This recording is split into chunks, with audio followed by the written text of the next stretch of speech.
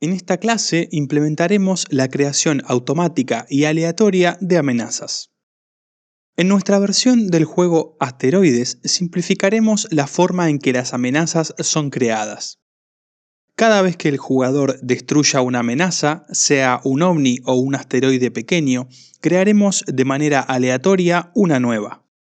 Para esto, crearemos un nuevo objeto creador de amenazas, el cual solo tendrá un componente de tipo script creador de amenazas.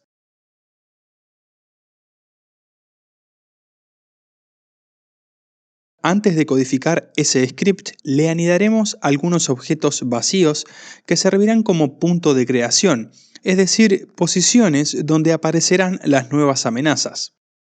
Ubicaremos estos objetos en los bordes de la pantalla. Una herramienta útil que nos provee Unity para facilitar la identificación de objetos es la de asignación de iconos. Para asignarle un icono a un objeto, simplemente hacemos clic en el cubo a la izquierda de su nombre y seleccionamos el que deseamos asignarle.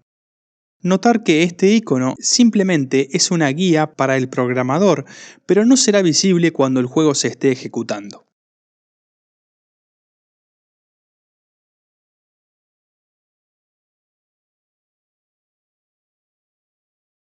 Una vez creados los puntos desde donde aparecerán las nuevas amenazas, abramos el script creador de amenazas para codificar su comportamiento.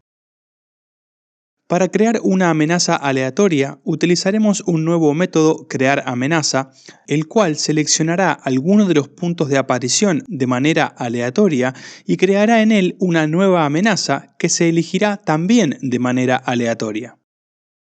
El primer paso entonces es seleccionar en qué punto aparecerá la nueva amenaza. Utilizaremos una variable local y le asignaremos la posición de alguno de los puntos de aparición. Recordemos que, como esos puntos son objetos anidados, podemos acceder a ellos individualmente mediante el método getChild e indicándole su índice en el arreglo de hijos de este objeto.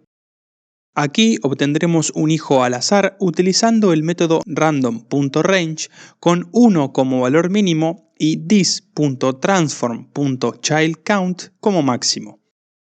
Una vez obtenido uno de los puntos al azar, nos guardaremos su posición.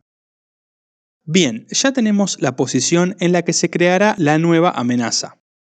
Ahora, para seleccionar una de manera aleatoria, necesitaremos una nueva propiedad serializada, en este caso un arreglo que contendrá cada uno de los prefabs de las posibles amenazas.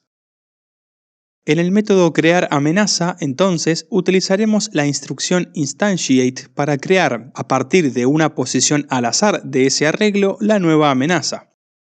Recordar que para acceder a una posición de un arreglo debemos indicarla entre corchetes. En este caso será un valor al azar entre 1 y el tamaño del arreglo.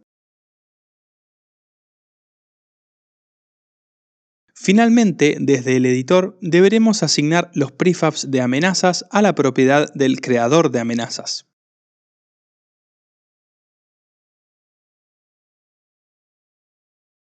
Solo resta implementar en qué momento se invocará al método crearAmenaza. Si bien hay muchas variantes para implementar esta funcionalidad, elegiremos una simple. Cada vez que se destruya un ovni o un asteroide pequeño, crearemos una nueva amenaza. En los métodos destruir de los scripts ovni y asteroide, entonces, invocaremos al método crearAmenaza según corresponda.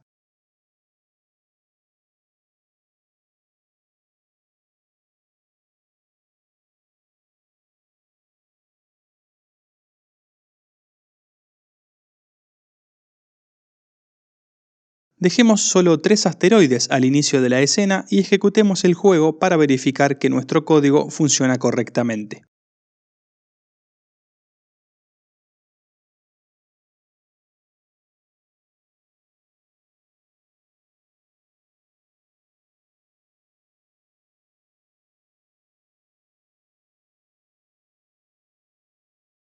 Aquí concluimos esta clase en la que implementamos el mecanismo para crear amenazas de manera aleatoria. Si bien la jugabilidad básica de nuestro juego ya se puede dar como completada, en las siguientes clases terminaremos de pulir algunos detalles, como son los efectos de explosiones, partículas, sonidos, puntajes, etc.